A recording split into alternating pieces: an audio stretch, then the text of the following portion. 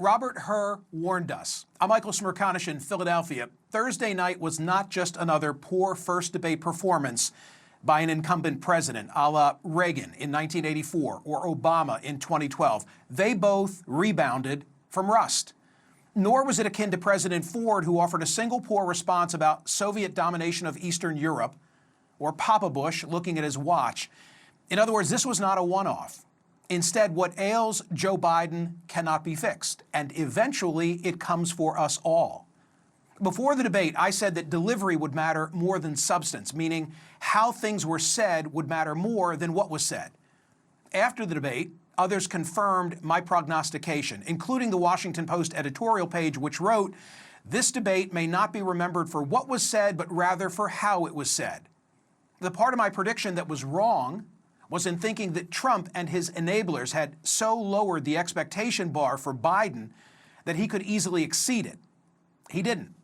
Trump littered the debate stage with falsehoods. CNN counted 30 to Biden's 9. On any other night, that would be the takeaway. But this time, all anyone will remember is Biden's befuddlement. And rookie mistakes were made by the political veteran, calling into question not just his acuity, but his debate preparation. Was he unaware that he'd be on camera even when not speaking? Or did they tell him so only to have him forget? In all of those closed-door sessions at Camp David, did they roll any tape? Did they show him what he would look like on a split screen? Either way, it was a bad look that reinforced the concerns that have been noted in countless polls for the last year.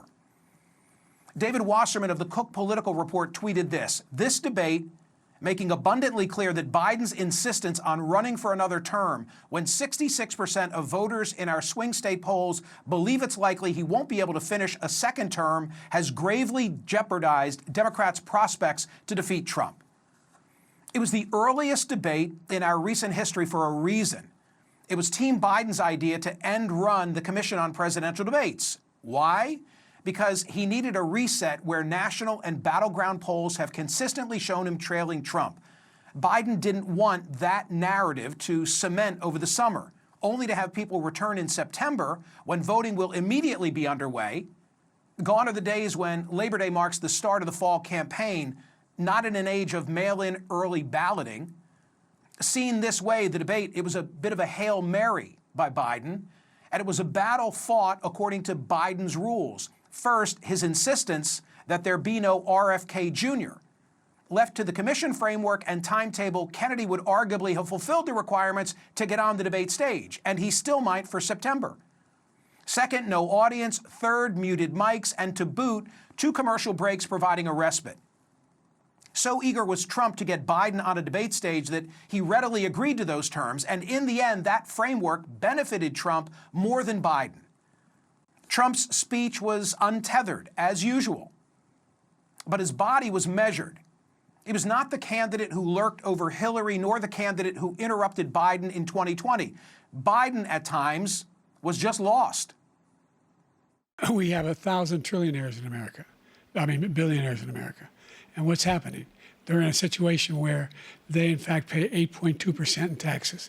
If they just paid 24%, 25%, either one of those numbers, they'd raise $500 billion, I should say, making sure that we're able to make every single solitary person eligible for what I've been able to do with the with the COVID. With dealing with everything we have to do with. Look, if we finally beat Medicare. Thank you, President Biden. Watching President Biden, I thought of Special Counsel Robert Hur, who determined that Biden had classified information, knew it, shared it, but still did not recommend criminal charges. Why not? Because Hur did not believe he could prove Biden's requisite intent, and that's why he said Biden would present himself to the jury as a sympathetic, well-meaning elderly man with a poor memory. Those revelations went to the likelihood of success if the case were ever to be tried. And that's a proper framework for evaluating potential wrongdoing, notwithstanding that a sitting president cannot be indicted. Well, you remember? The president's supporters, they howled. They said it was gratuitous. But now we've seen what Hur saw. And so has the New York Times editorial board. They are calling on President Biden to leave the race. Here's part of what they said, quote, "As it stands, the president is engaged in a reckless gamble. He understood that he needed to address long-standing public concerns about his mental acuity and that he needed to do so as soon as possible. The truth Mr. Biden needs to confront now is that he failed his own test." The fact that the New York Times editorial page has asked President Biden not to run is huge. It's the modern equivalent of Walter Cronkite editorializing about Vietnam, which led LBJ to recognize that he had lost Middle America.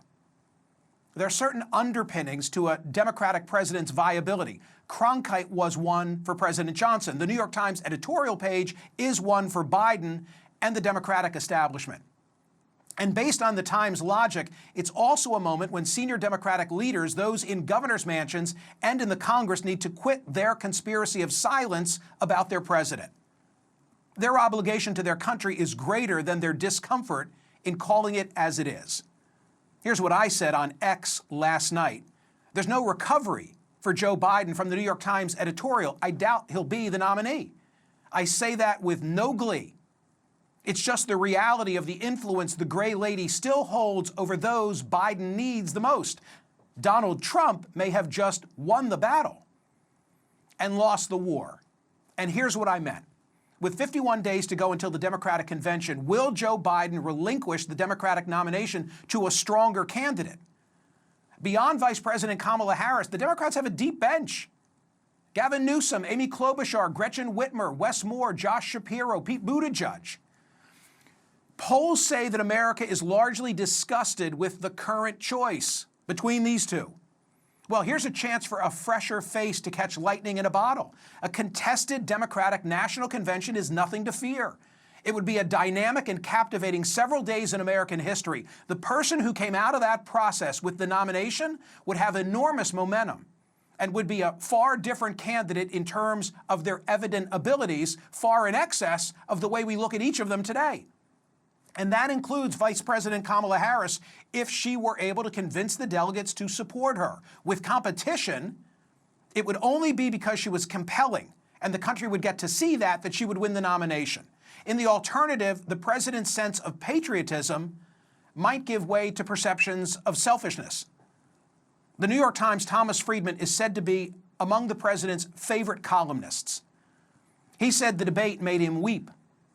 And he wrote this: Joe Biden, a good man, a good president, has no business running for re-election. The headline, he must bow out of the race. Joe Biden's place in history is secure as the person who denied Donald Trump a consecutive second term. But that might come with a footnote if he's the person who enables a Trump return to the White House.